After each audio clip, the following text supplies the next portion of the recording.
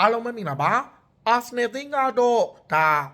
ဘန်ဂျမင်ဆက်စကိုရဲ့အပြောင်းရွှေ့ကိုနောက်ဆုံးဒိတ်သတ်မှတ်ထားပြီးအဲ့ဒီရဲ့မရရင်သူ့ကိုခေါ်ယူတော့မှာမဟုတ်ကြောင်း live set ကိုအတီးပေးထားပါတယ်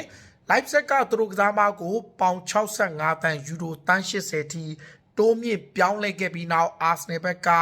ဘန်ဂျမင်ဆက်စကိုရဲ့အပြောင်းရွှေ့ကိုဂျွန်15ရက်တိထိနောက်ဆုံးသတ်မှတ်ထားတယ်ကလပ်ဖက်ကအကြိမ်ကြိမ်စကားပြောဆိုထားပြီးဖြစ်ပေမဲ့Gentleman Agreement ရယူရိုတန်း80နဲ့သဘောတူရမယ့်အစား live set ကပေါင်65တန်ယူရိုတန်း80ထိတိုးမြင့်ခဲ့တာဖြစ်တယ်။ဟူလောလောဆယ်မှာဘန်ဂျမင်ဆက်စကိုက